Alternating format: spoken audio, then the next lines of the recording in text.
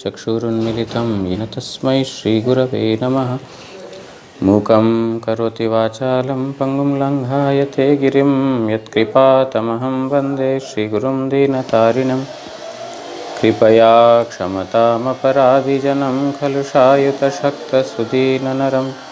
सुपथे परिचालय सर्वदिनं प्रणमामि च माधवदेवपदम्। वाञ्छाकल्पतरुभ्यश्च कृपा सिन्धुभ्य एव च पतितानां पावनेभ्यो वैष्णवेभ्यो नमो नमः। नमो महावदान्याय कृष्णप्रेमप्रदायते कृष्णाय कृष्णचैतन्यनाम्ने गौरत्विषे नमः। पञ्चतत्त्वात्मकं कृष्णं भक्तरूपस्वरूपकं भक्तावतारं भक्ताख्यं नमामि भक्तशक्तिकम्। तप्त कांचन गौरांगी राधे वृंदावनेश्वरी वृषभानुसुते देवी प्रणमामि हरिप्रिये। हे कृष्ण करुणा सिंधु दीनबंधु जगत्पते गोपेश गोपिका कांत राधा कांत नमोस्तुते। वंदे नंदव्रजस्त्रीणां पादरेणुम् अभिक्ष्णशः यासां हरिकथोद्गीतं पुनाति भुवनत्रयम्। भक्त्या विहीन अपराधलक्षै क्षिप्ताश्च कामादितरङ्गमध्ये कृपामयी त्वां शरणं प्रपन्नवृन्दे नुमस्ते चरणारविन्दं। भूमस्वखलितपादानां भूमिरेव यवलम्बनं त्वय्यजातयपराधानां त्वमेव शरणं प्रभु। वागीशा यस्य वदने लक्ष्मीर्यस्या च वक्ष्यसि यस्यास्ति हृदये संवित्तं नृसिंहमहं भजे। श्री कृष्ण चैतन्य प्रभु नित्यानंद श्री अद्वैत गदाधर श्रीवासादि गौर भक्त वृंद। हरे कृष्ण कृष्ण कृष्ण हरे हरे हरे राम राम राम हरे हरे। ग्रंथेरारंभे करिमंगलाचरण गुरु वैष्णव भगवान तिनेरस्मरणे हय विघ्न विनाशन अनायासे हय निज वांछित पूरण।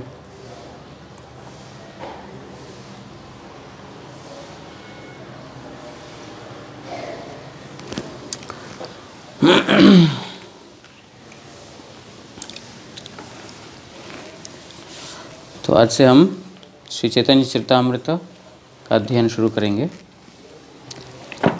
चैतन्य चरितामृत इससे पहले हमारे गुरु महाराज जी जब प्रकट थे उस समय पढ़ने का मौका मिला था। जब वहाँ पर फ्लोर में बैठ कर के अध्ययन करना शुरू किया था तो उन दिनों में पूज्य पात्रियाश्रम में जाते थे बाहर वॉकिंग करने के लिए। तो मैं उनसे रिक्वेस्ट करता था कि महाराज जी आप थोड़ा सा सुनाइए चैतन्य चरितामृत। विदेशी लोग बैठते थे तो महाराज बोलते थे नहीं तुम पढ़ो। तो मैं पढ़ता हूँ आप अर्थ समझाइए। तो एक दो दिन ऐसे थोड़ा महाराज जी ने बताया था, फिर बाद में बोला होगा नहीं तुम ही बोलो इंग्लिश में। तो ऐसा वहाँ पर शुरू हुआ था इंग्लिश में बोलना। तो लेकिन फिर पढ़ना हुआ नहीं। उसके बाद जो गुरुजी जाने के बाद फिर पढ़ना हुआ नहीं। ये ग्रंथ बहुत अच्छा ग्रंथ है चैतन्य चरितामृत। वैसे पोस्ट ग्रेजुएशन बोला जाता है इसको ना।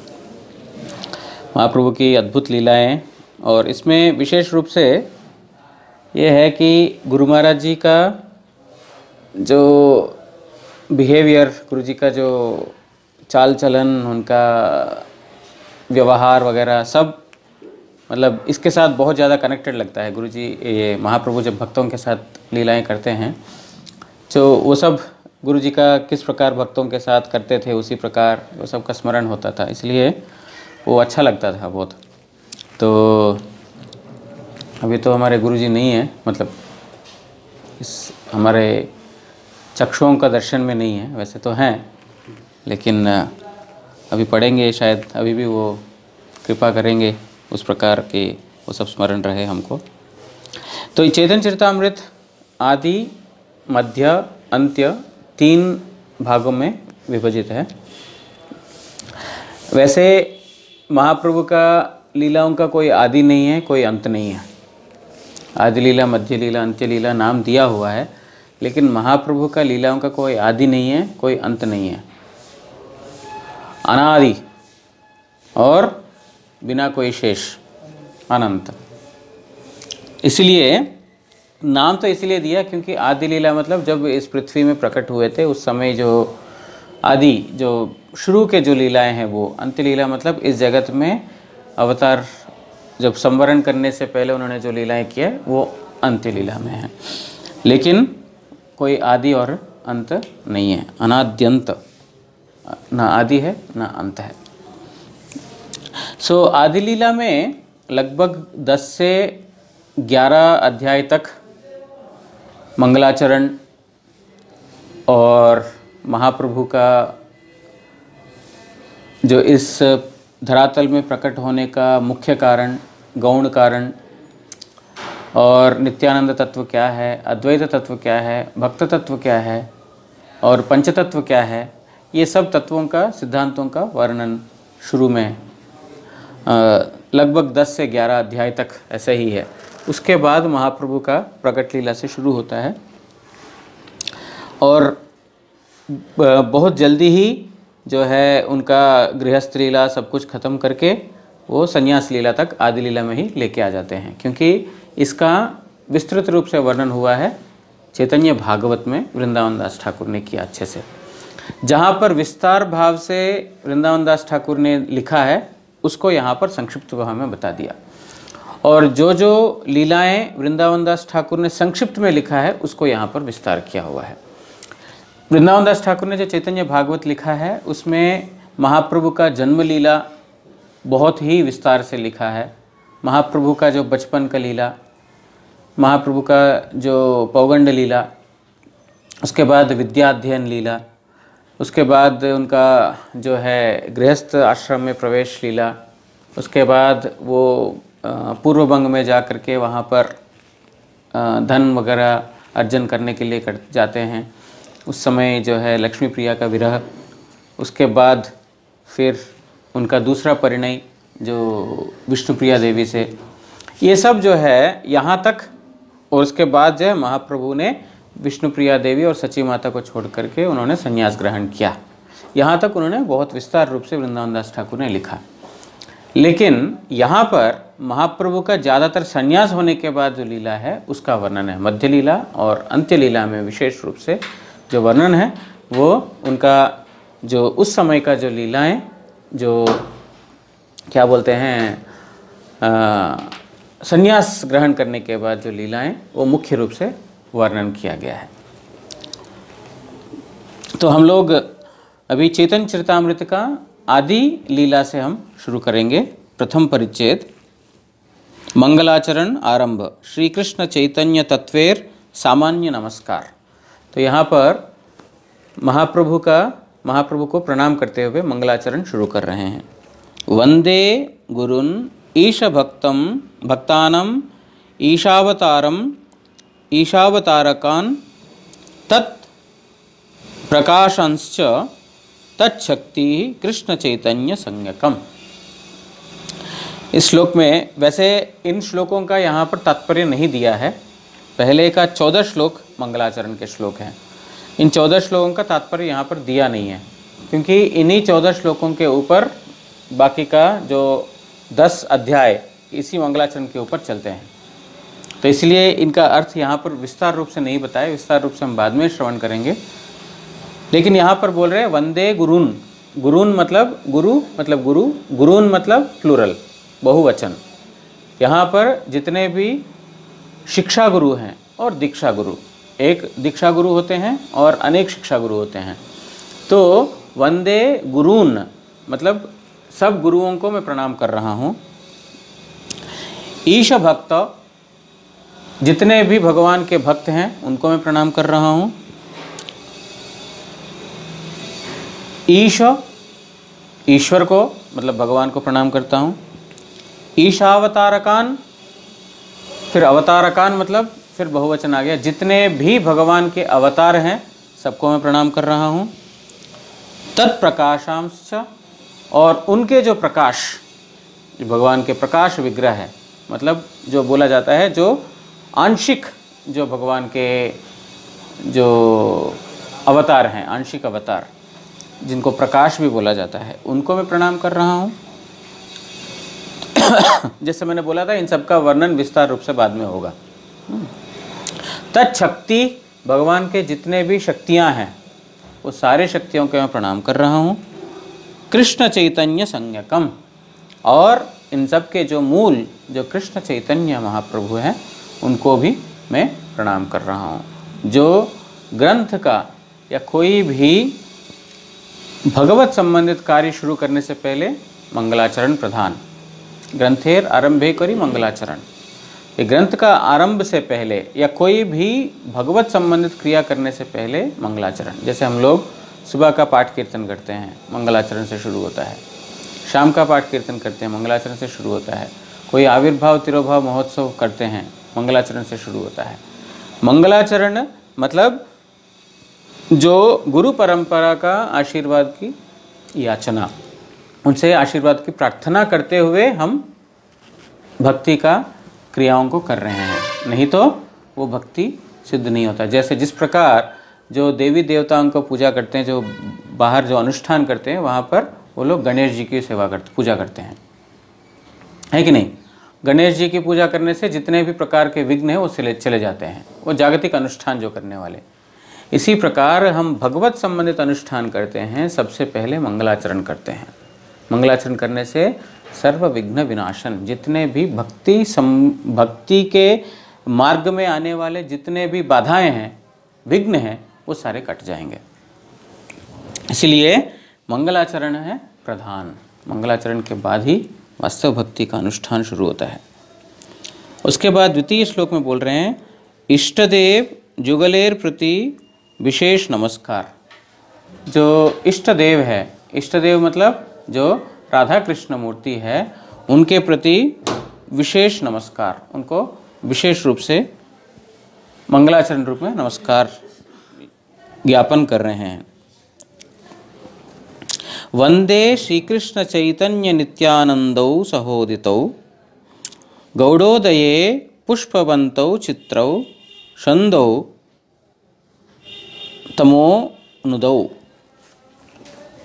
वंदे श्री कृष्ण चैतन्य नित्यानंदौ, मैं श्री कृष्ण महाप्रभु को, चैतन्य महाप्रभु को और नित्यानंद प्रभु को वंदना कर रहा हूँ। कैसे हैं वो? सहोदितौ, दोनों एक साथ ही उदित हुए हैं। एक चंद्र सम है, एक सूर्य सम है, दोनों एक साथ। गुरु विशेष रूप से, जो नित्यानंद तत्व है, जो गुरु तत्व है, विशेष रूप से उनको चंद्र की तरह, चंद्र की भांति उनका कंपेयर किया हुआ है। क्यों? सूर्य का किरण जब पड़ता है तो तप देता है, लेकिन जब चंद्र का किरण पड़ते हैं वो शीतलता प्रदान करता है। इसलिए गुरु हमेशा शीतल प्रदान करने वाले, श्री कृष्ण भी है, लेकिन श्री कृष्ण की कृपा जब गुरु के माध्यम से जब आता है तब जो है वो शीतल हो जाता है। इसीलिए यहाँ पर ये दोनों चंद्र और सूर्य की तरह है। नित्यानंद प्रभु और चैतन्य महाप्रभु सहोदित, दोनों इकट्ठा ही उदित हुए हैं। और कहाँ पर? गौड़ोदये, गौड़ भूमि में उदित हुए हैं। पुष्पवंतौ चित्रौ छंदौ तमोनुदौ, और उनका आविर्भाव होने से क्या हुआ है? चारों दिशाओं में मंगल, जितना भी प्रकार का अमंगल है सब चला गया। तमोनुदौ, तमो मतलब अंधकार, तमोगुण, उसका नाश हुआ और चारों ओर मंगल का फैलाव हुआ, ये महाप्रभु और नित्यानंद प्रभु प्रकट होने पर। यदद्वैतम ब्रह्मोपनिषदि तद्प्यस्य तनुभा या आत्मांतर्यामी पुरुष इति सो अस्यांश विभवः षडैश्वर्यं पूर्णौ य इह भगवान् स स्वयमयं न चैतन्यात् कृष्ण जगति परतत्वं परमिह। बोलते हैं यद अद्वैतम ब्रह्म उपनिषदि तपस्यस्य तनुभा, जो बोल रहे हैं कि मैं उन चैतन्य महाप्रभु को प्रणाम कर रहा हूँ, वंदना कर रहा हूँ। कैसे हैं वो? यद अद्वैतम, जो अद्वैतवाद, अद्वैतवाद मतलब जो शंकर तत्व है, शंकरवाद है, जो भगवान और जीव एक ही है, कोई द्वैत नहीं है, दोनों में कोई भेद नहीं है, दोनों अभेद वस्तु है। इस प्रकार जो बोलते हैं यद अद्वैतम ब्रह्म, उपनिषद जो अद्वैत ब्रह्म, ब्रह्म ज्योति में विलीन होने का बात करते हैं, तद अप्यस्य तनुभा, उनका तनु का आभा है। जो ब्रह्म ज्योति जिसकी बात जो शंकरवादी लोग बोलते हैं, मायावाद लोग बोलते हैं, वो मेरे चैतन्य महाप्रभु के तनुभा, तनु मतलब शरीर का, आभा, आभा मतलब प्रकाश, उनकी ही अंग ज्योति है। क्या? वो ब्रह्म ज्योति। या आत्मांतर्यामी पुरुष इति सो अस्यांश विभवः। और जो परमात्मा की बात करते हैं, जो योगीगण, जो योगी जिन परमात्मा के ऊपर ध्यान करते हैं, वो परमात्मा क्या है? सो अप्यस्य अंश विभवः, वो आपका ही मतलब चैतन्य महाप्रभु का ही अंश है। एक अद्वैत जो ज्योति है वो उनका अंग ज्योति है, और जो परमात्मा है वो उनका क्या है? अंश है। षडैश्वर्यम पूर्णौ इह भगवान स स्वयमयम। और जो भगवान जो षडैश्वर्य पूर्ण है, कौन सा षडैश्वर्य है? नहीं मालूम? नहीं सिखाया? ऐश्वर्यस्य समग्रस्य वीर्यस्य यशश्रिय, सीखा नहीं? 6 प्रकार के ऐश्वर्य हैं भगवान के। जो पराशर मुनि ने बोला था कि भगवान किसको बोला जाता है? जिनको भग है उसको भगवान बोलते हैं।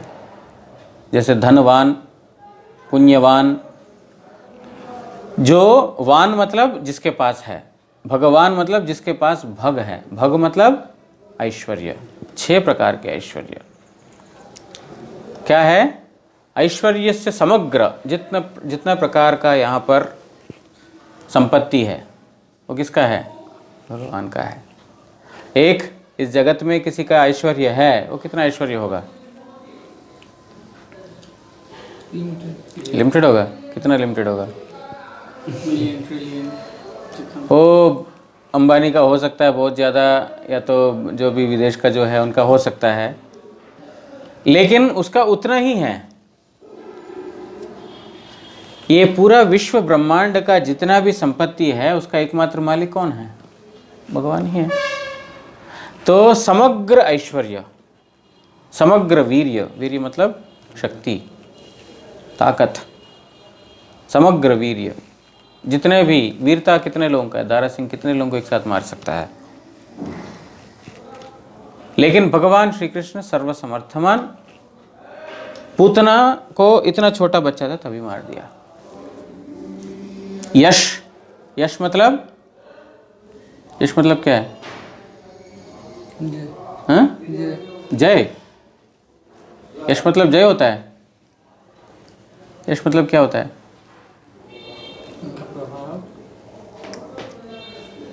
उनका प्रभाव होता है, जितना होता है। जितना जय करना।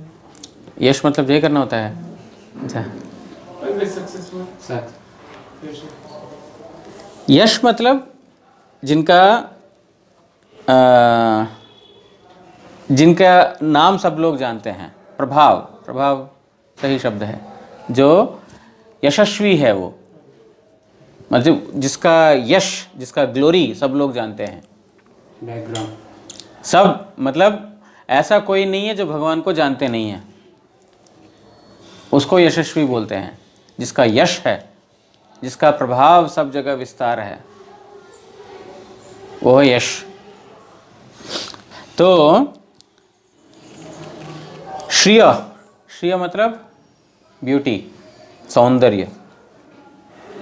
भगवान का सौंदर्य के सामने किसी का सौंदर्य कुछ भी नहीं है। ज्ञान और वैराग्य, ज्ञान भी है और वैराग्य भी है। मतलब ज्ञान का पराकाष्ठा, क्योंकि वेद भगवान से ही आया, वो अज्ञानी नहीं है। हमारे पास जो ज्ञान है, मान लीजिए डॉक्टर है, डॉक्टर हार्ट का स्पेशलिस्ट है, उसको तो किडनी के बारे में तो नॉलेज नहीं है। डॉक्टर है लेकिन हार्ट का डॉक्टर, किडनी का नॉलेज नहीं है, थोड़ा थोड़ा है लेकिन पूरा नहीं है। एक सिविल इंजीनियर है, उसको मैकेनिकल इंजीनियरिंग का कोई नॉलेज नहीं है। जितना हो सकता है हम क्या बोलते हैं, एक सब्जेक्ट में हमारा बहुत ज़्यादा डीप जानकारी हो सकता है, लेकिन सब सब्जेक्ट्स के बारे में तो जानकारी नहीं हो सकता है। लेकिन भगवान पूर्ण ज्ञान और वैराग्य। वैराग्य मतलब विशेष राग। उनको किससे राग है? सब अर्थ सब जगह लगता नहीं है। संस्कृत हर एक शब्द का बहुत सारे अर्थ है। हाँ? इतना ब्रह्मांड पूरा भगवान का है। इस ब्रह्मांड में भी कोरोना वायरस हुआ है, बहुत लोग मर रहे हैं, उनको कुछ आता जाता नहीं है, ठीक है। वही एक यहाँ पर माता पिता, उसका बच्चा मर रहा है तो बहुत दुख होता है, रोते हैं, पीटते हैं। भगवान का, मैंने सृष्टि कर दिया है, तुम लोगों को मैंने जगत दे दिया है, अभी तुम लोग करना है तो करो, नहीं तो मरो। तो पूर्ण रूप से वैराग्य। ऐश्वर्य है, अब मेरा ऐश्वर्य है, मोबाइल मेरा है ना, वो जगदीश लेके चला जाएगा मेरा मोबाइल है, मेरा मोबाइल मेरा छोड़ो, उसके प्रति मेरा अटैचमेंट है। ये पूरा ब्रह्मांड भगवान ने बनाया। उस भगवान ने बोला नहीं, ये ब्रह्मांड मेरा है, मेरे को दिए बिना क्यों खा रहे हो, ऐसा बोला नहीं। मेरे को दिए बगैर खाने से पाप लगेगा, इसलिए मेरे को अर्पण करो। ये नहीं बोला कि मैं तुम्हारा हाथ पैर बांध दूंगा अगर खा लिया तो। मतलब भगवान ने सब कुछ सृष्टि किया, सृष्टि करने के बाद भी उसके साथ पूर्ण रूप से डिटैच्ड। ऐसा वैराग्य किसका हो सकता है? कोई भी जगत का कोई भी व्यक्ति नहीं हो सकता है। थोड़ा सा मैंने कुछ किया है, उसका मेरा जो यशगान जो है सब जगह चले जाए, मैं फैलाऊंगा, लेकिन भगवान उससे पूर्ण रूप से डिटैच्ड रहते हैं। तो इसीलिए ये 6 प्रकार के जो ऐश्वर्य, उनको बोलते हैं भगवान। ये ब्रह्म ज्योति में नहीं है, ये 6 ऐश्वर्य ना आपका जो परमात्मा में है, ये सिर्फ भगवान में है 6 ऐश्वर्य पूर्ण रूप से। बोल रहे हैं वो भगवान जो षड ऐश्वर्य, पूर्ण षडैश्वर्य अधिपति जो भगवान श्री कृष्ण चैतन्य महाप्रभु, जो ब्रह्म ज्योति का, जिनका अंग कांति ही ब्रह्म ज्योति है, जिनका अंश ही परमात्मा है, उन चैतन्य महाप्रभु को मैं परतत्व, उस परतत्व मतलब ये जगत का तत्व नहीं है, उन भगवान को मैं वंदना कर रहा हूं। इसका सब विस्तार से बाद में फिर हम लोग सुनेंगे। उसके बाद आशीर्वाद ओ गौरवतारेर बाह्य कारण। मंगलाचरण हमारे कृष्णदास कविराज गोस्वामी बोलते हैं, मंगलाचरण 3 प्रकार है। एक है वस्तु निर्देश, दूसरा है आशीर्वाद, तीसरा है नमस्कार। ये 3 मंगलाचरण के अंतर्गत होते हैं। प्रथम वस्तु निर्देश, अभी तक हमने सुना वस्तु निर्देश किया। महाप्रभु क्या है, महाप्रभु का तत्व क्या है? वस्तु निर्देश, निर्देश समझते हो? वस्तु निर्देश करना, ये है वस्तु। ये अभी तक हुआ चैतन्य महाप्रभु का तत्व क्या है। अभी बोल रहे हैं आशीर्वाद। मंगलाचरण के अंदर ही आशीर्वाद। क्या आशीर्वाद है?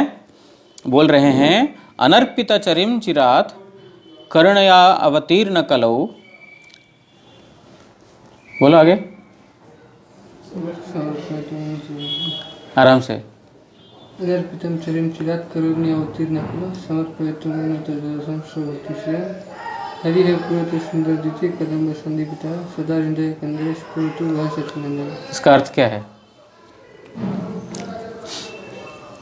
वो सच्चिनंदन सभी के हृदय में स्फुरित हो जाए, जिन्होंने बहुत युगों में अवतार लिया है, पर इस कलयुग में स्वयं महाप्रभु स्वयं भगवान आए हैं।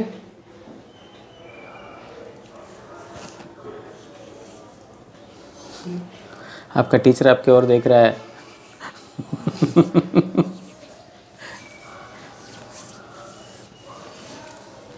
ये आराम से याद किया जा सकता है, रट्टा नहीं मारने से।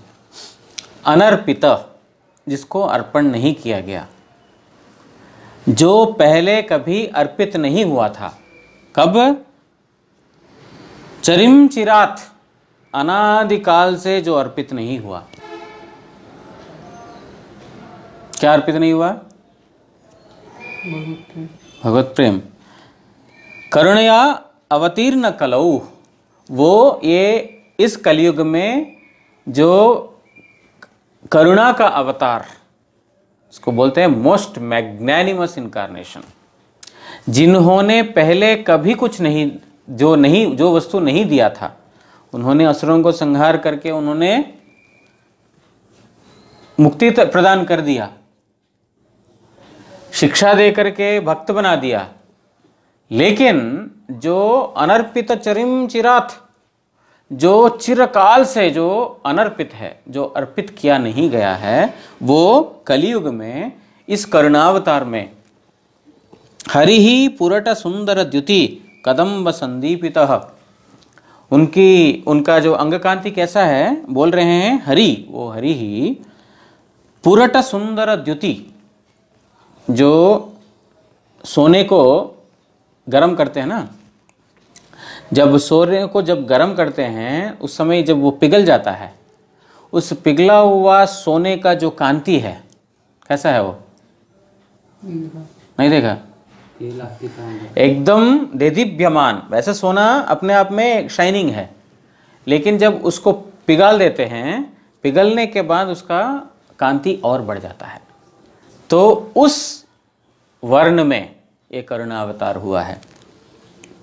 सदा हृदय कंदरे स्फिरतु माम स्व सचिनंदन। हो, एक और लाइन रह गया ना, समर्पितम उन्नत उज्ज्वल रसाम स्वभक्ति श्रियाम। तो वो करुणावतार ने क्या किया?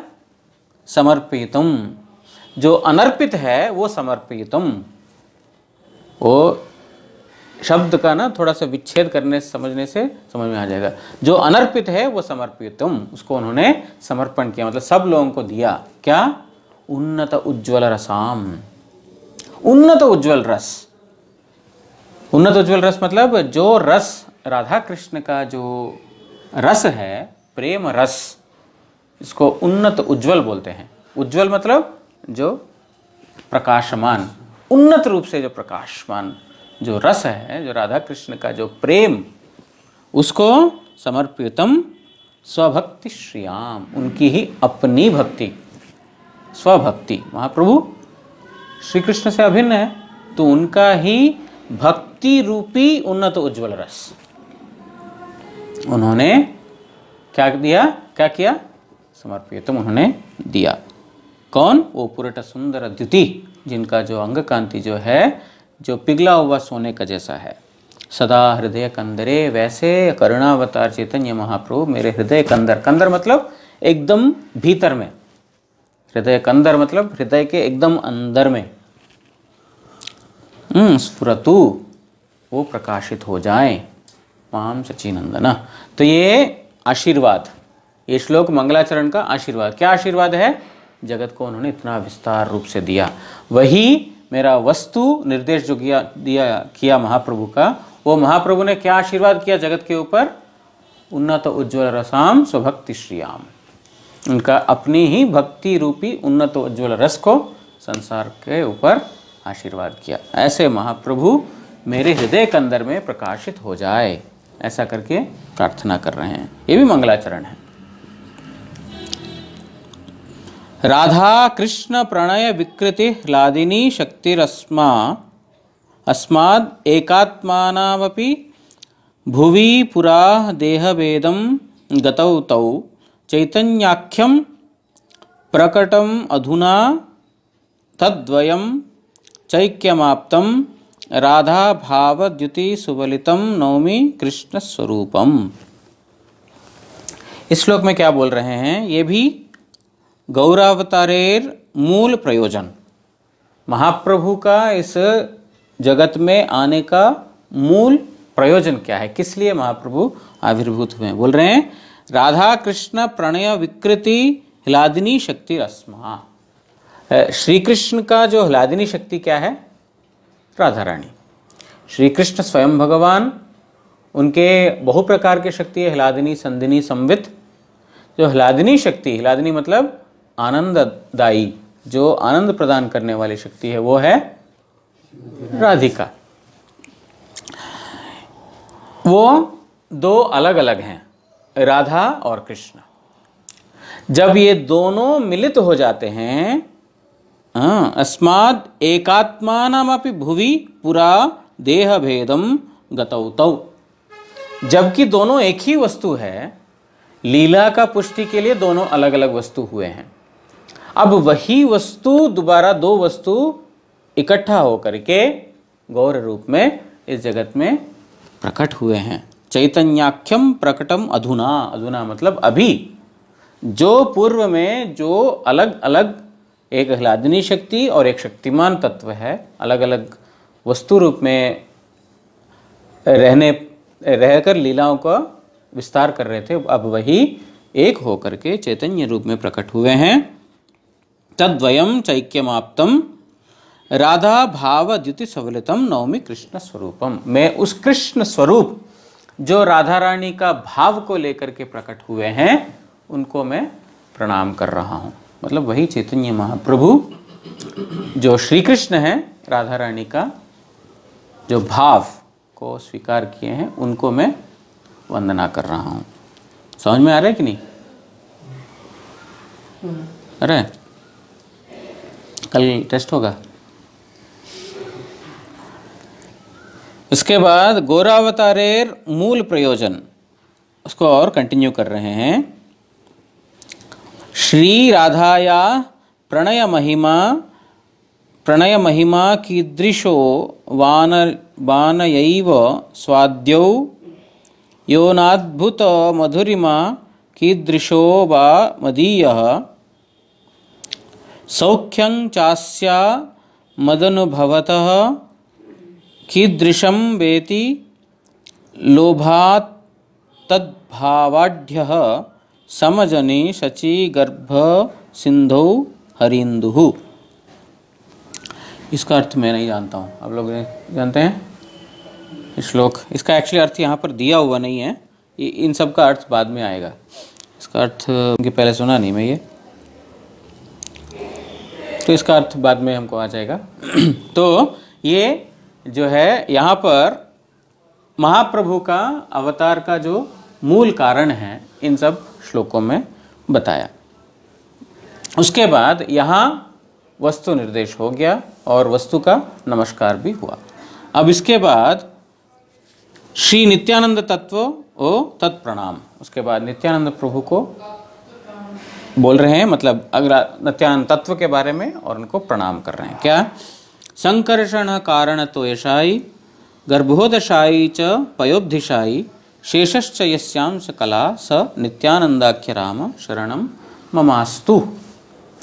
मैं वो नित्यानंद राम, नित्यानंद राम मतलब नित्यानंद जो बलराम हैं, उनको मैं प्रणाम कर रहा हूँ। कैसे बलराम है, कैसे नित्यानंद है?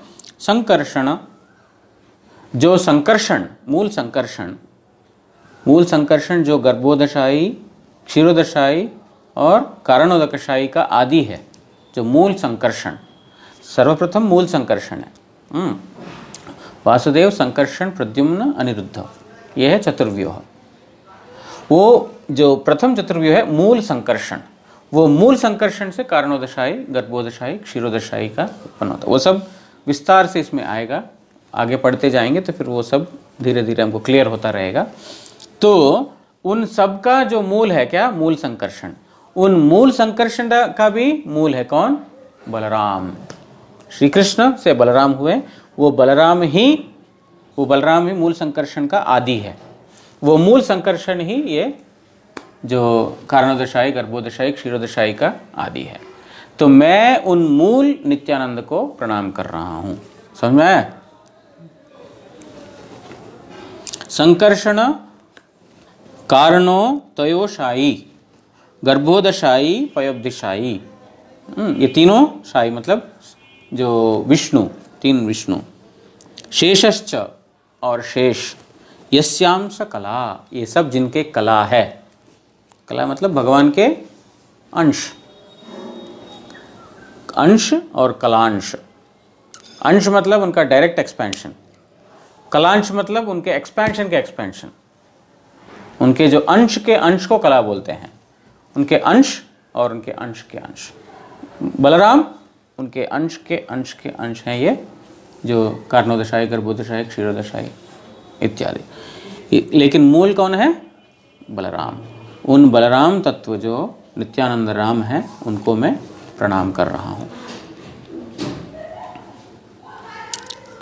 उसके बाद नित्यानंदेर पंचरूप वैकुंठे संकर्षण रूप। वैकुंठ में संकर्षण प्रथम बोल रहे हैं। मायातीते व्यापी वैकुंठ लोके पूर्णैश्वर्यै श्री चतुर्व्यूह मध्ये रूपम यस्योद्भाति संकर्षणाख्यम तम श्री नित्यानंद रामम प्रपद्ये। जो वैकुंठ में क्या कौन है? ये संकर्षण। नित्यानंद का 5 प्रकार बोल रहे हैं, रूप है। ये 5 रूप में जो प्रथम जो वैकुंठ में संकर्षण है, उनको मैं प्रणाम कर रहा हूँ। द्वितीय क्या है? जीव और जगतेर कारण परमात्मा कारणोदशाई प्रथम पुरुष। जो प्रथम पुरुष कौन? जीव और जगत का कारण जो परमात्मा, वो कारणोदशाई को प्रणाम कर रहे हैं इस श्लोक में। माया भर्ता जा अंड संघाश्रयांग शेषे साक्षात् कारणाब्धो मध्ये यस्यैकांशः श्री पुमानादिदेव स्तम श्री नित्यानंद रामम प्रपद्ये। तो इस श्लोक में जो कारणाब्धशाई विष्णु या परमात्मा जो इस ब्रह्मांड में जीव और जगत का जो कारण है, उनको मैं प्रणाम कर रहा हूँ। नित्यानंद का जो विभिन्न रूप है ना, उसमें ये एक रूप है। तृतीय का क्या है?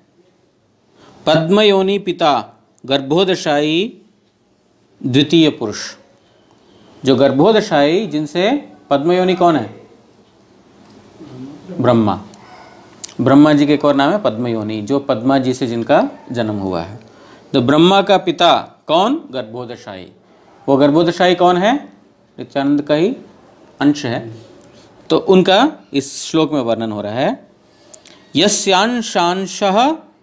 यस्यांशांशः, जिनके अंश के अंश है, श्रील गर्भोदशाई यन्नाभ्यंजम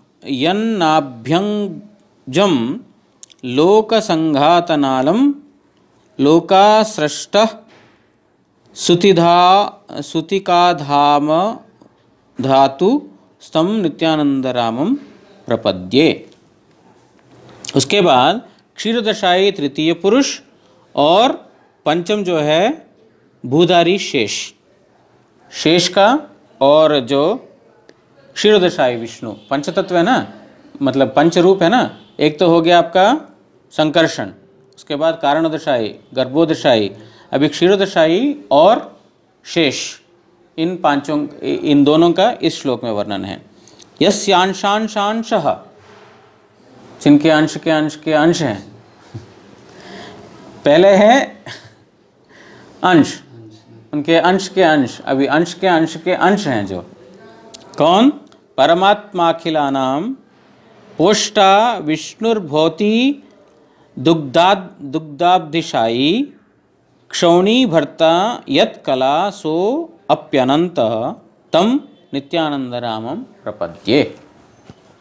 तो ये नित्यानंद प्रभु को 5 श्लोक में स्तव किया है। प्रथम श्लोक में सारा अंश और कला सबका वर्णन किया हुआ है, और अगला 4 श्लोक में उनके कलाओं का, उनके अंशों का एक के बाद एक का वर्णन किया है। वो नित्यानंद प्रभु को मैं वंदना कर रहा हूँ। महाविष्णु जगतकर्ता, ये अद्वैताचार्य का प्रणाम कर रहे हैं। इसके बाद महाविष्णु जगतकर्ता मायया यः सृजत्यदः तस्यावतार एवायमद्वैताचार्य ईश्वरः अद्वैतं हरिणाद्वैतम् आचार्यं भक्तिशंसनात् भक्तावतारम ईशं तम अद्वैत आचार्यम आश्रये। जो अद्वैत हैं, अद्वैत मतलब दो नहीं है। क्या दो नहीं है? महाविष्णु और ये साक्षात एक ही हैं। जो महाविष्णु से अभिन्न है और जगत को जिन्होंने शिक्षा दिया, कैसे? स्वयं आचरण करके, आचार्य, अद्वैत आचार्य ना। अद्वैत मतलब जो भगवान विष्णु से अभिन्न है, और आचार्य इसलिए क्योंकि उन्होंने जितने भी भक्ति का सिद्धांतों को आचरण करके उन्होंने शिक्षा दिया। आचार्य मतलब क्या है? जो आचरण करके शिक्षा देते हैं। जो ऐसे मुख से बोलते हैं वो आचार्य नहीं है। आचार्य मतलब आचरणशील व्यक्ति, आचार्यवान पुरुषो वेदः। जो आचार्य, जो आचरण करता है वो व्यक्ति, अद्वैत आचार्य जो ईश्वर हैं, उनको मैं प्रणाम कर रहा हूं। उसके बाद पंचतत्वात्मकं कृष्णं भक्तरूपस्वरूपकं भक्तावतारम भक्ताख्यम नमामि भक्त शक्तिकम। उसके बाद जो पंचतत्व वस्तु निर्देश हो गया पहले चैतन्य महाप्रभु। इस ग्रंथ किसके बारे में बोला जा रहा है? वो है वस्तु निर्देश, चैतन्य महाप्रभु। उसके बाद उन्होंने क्या जगत को दिया, आशीर्वाद, वो हो गया। उसके बाद नित्यानंद प्रभु, उनकी वंदना। उसके बाद अद्वैताचार्य। अभी पंचतत्व, एक ही तत्व, वो पंच तत्व में विस्तार हुए। कृष्ण पंचतत्वात्मकम, एक ही कृष्ण जो है पंच तत्व में जो है प्रकाशित हुए हैं। भक्त स्वरूप, भक्त रूप, भक्त अवतार, भक्त आख्य, भक्त शक्ति, ये 5 प्रकार से उन्होंने, महाप्रभु ने पंच तत्व रूप में इस जगत में आकर के भक्ति का उन्होंने सब जगह विस्तार किया। ये पंच तत्व है।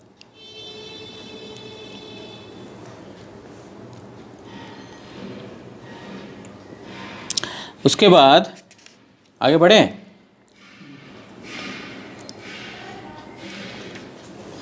जयतां सुरतौ पंगोर मम मंद मतेर्गति मत्सर्वस्व पदाम्बोजौ राधा मदन मोहनौ निज अभीष्ट संबंध अधिदेवतार प्रणाम।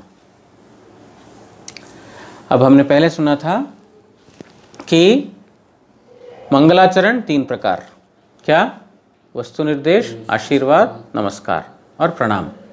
अभी प्रणाम, ठीक है। जो महाप्रभु ने क्या दिया और पंचतत्व ने क्या दिया वो सब हो गया। उन लोगों ने तो आशीर्वाद ही किया जगत को भक्ति प्रचार करके। अब तृतीय मंगलाचरण का तृतीय स्रोत है क्या? प्रणाम और नमस्कार। बोल रहे हैं जयताम सुरतो पंगोर मम मंद मतेर्गति मत्सर्वस्व पदाम्बोजो राधा मदन मोहनो। राधा मदन मोहन को मैं प्रणाम कर रहा हूँ। कैसे हैं वो? जयताम सुरतो पंगोर मम मंदमति, मैं मंदमति हूँ, मतलब मेरा बुद्धि विकसित नहीं है। और पंगु, पंगु मतलब नहीं चल सकता है उसको, मतलब जो लंगड़ा है, जो अंधा है। हाँ, मत्सर्वस्व पदाम्बोजो, वो ही मेरे सब कुछ हैं, जिनके चरणाम्बुज ही मेरा सब कुछ है। ऐसा राधा मदन मोहन को मैं प्रणाम कर रहा हूँ। राधा मदन मोहन मतलब संबंध अधिदेवता, संबंध अविधेय प्रयोजन, ये 3 तत्व है। संबंध तत्व, मैं कौन हूँ, भगवान कौन है, भगवान और मेरे बीच में संबंध क्या है, ये संबंध तत्व। और उसके बाद है अविधेय। अविधेय मतलब रास्ता, जिसके माध्यम से मैं अपना प्रयोजन को प्राप्त कर सकता हूँ, वो क्या है, भक्ति। वो है भक्ति। दिव्यद वृंदारण्य कल्पद्रुमादः श्रीमद् रत्नागार सिंहासनस्थो श्री श्री राधाश्रील गोविंद देवो प्रेष्ठालिभि सेव्यमानो स्मरामि। मैं उन राधा गोविंद जी को स्मरण कर रहा हूँ। कैसे हैं वो? दिव्यद वृंदारण्य कल्पद्रुमाद, वृंदावन का कल्पद्रुम, कल्प वृक्ष के नीचे श्रीमद् रत्नागार सिंहासनस्थो, रत्न से बना हुआ सिंहासन के ऊपर विराजमान है। वृंदावन के जो कुंज के बीच में जो कल्पवृक्ष है, उस कल्पवृक्ष के नीचे रत्नों से बना हुआ एक सिंहासन के ऊपर जो विराजमान राधा गोविंद है, उनको मैं, और प्रेष्ठाली भी सेव्यमान हो, और सेविकाओं से संवेष्टित हैं। बहुत सारे सेविकाएं उन राधा गोविंद को सेवा कर रहे हैं। ऐसा राधा गोविंद जी को मैं स्मरण कर रहा हूँ। श्रीमान रासरसारंभी वंशी वट तटस्थित कर्षण वेणु स्वर्णेर गोपी गोपीनाथ श्रीयस्तुना। ये है प्रयोजन तत्व। प्रयोजन मतलब जिसको पाना है, जिसको प्राप्त करना है। संबंध का जानकारी होने के बाद अविधेय, अविधेय मतलब भक्ति रास्ता। भक्ति के माध्यम से क्या पाना है? साधन हो गया, साध्य क्या है, गोल क्या है, टारगेट क्या है, वो है प्रयोजन। क्या है? राधा गोपीनाथ। राधा गोपीनाथ क्यों है? क्योंकि महाप्रभु ने यही शिक्षा, सर्वोत्तम गोपियों का पति श्री कृष्ण का सेवा ही सर्वोत्तम, यही हमारा प्रयोजन है। गोपी भाव में श्री कृष्ण की सेवा हमारा प्रयोजन है, प्रेम का प्रयोजन है। इसलिए तो वंशीवट के तट पर जो वेणु बांसुरी बजाते हुए जो गोपीनाथ, जो गोपियों को जो आकर्षण करने वाले श्री कृष्ण हैं, वो जो राधा गोपीनाथ को मैं प्रणाम कर रहा हूँ। ये इनका हमारा प्रयोजन है, ये आशीर्वाद ना, ये प्रणाम है ना, आशीर्वाद हुआ, प्रणाम। तो यहाँ पर हम इसको विश्राम देते हैं आज। और इससे पहले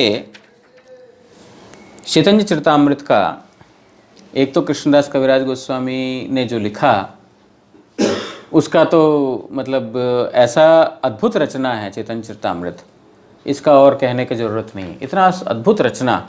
अभी शुरू में आप 10-11 अध्याय सुन करके बोलेंगे यार अद्भुत बोल रहे हो क्या, इतना कुछ तत्व बता रहे हैं। तत्व तो शुरू में बहुत बताएंगे।